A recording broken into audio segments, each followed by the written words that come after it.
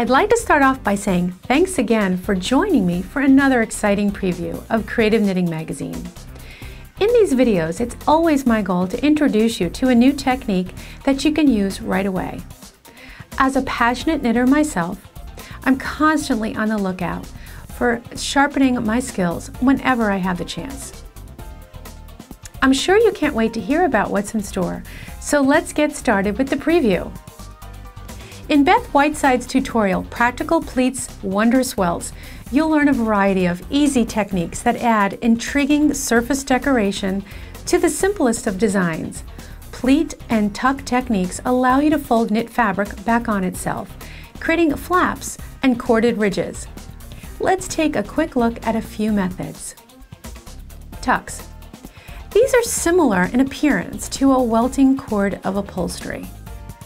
They're created by joining the tops of stitches several rows below to the current row of stitches. Now, go grab two colors of the same weight yarn and designate one A and one B, and let's learn how to work a tuck. With A, cast on about 20 stitches and then work in stockinette stitch for 2 inches. Do not cut yarn, then join B on the right side and work in stockinette stitch for 4 rows. Let's work a method called pick up and use 3 needle join. With the wrong side facing a much smaller needle and beginning at the right edge, pick up the purl bumps on the last row.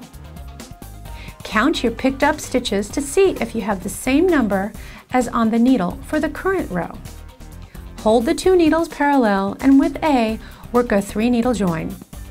If you're not familiar with this technique, visit creativeknittingmagazine.com and scroll down and click on the stitch guide for this and many more useful techniques. With some new skills under your belt, now you can test the waters with pretty peaks and valleys designed by Beth Whiteside and made with Plymouth DK Merino Superwash. This stunning cardigan showcases the methods learned in this tutorial. If sweaters are your thing, then look no further, because we have some satisfying selections in store. Nikki Epstein will keep you going in circles when you construct her Corona pullover, a clever design made by joining knitted circles which create the top portion of the sweater with the bottom half made in simple stockinette stitch pieces that are later joined to the top. Expert Lily Chin teaches you the basic concept of the short row wedge in this enlightening tutorial. After you learn the basics, you'll see how this technique can be used in a variety of ways.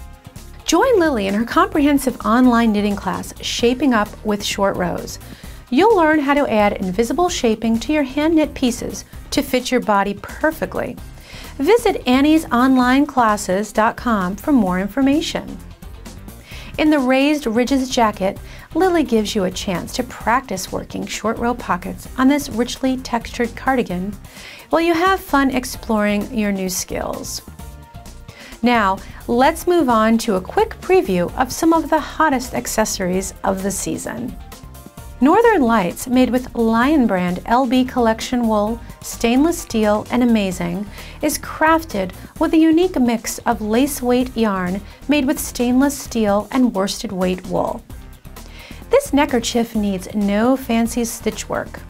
The large needles create the natural look of openwork and rich surface texture that will catch everyone's eye.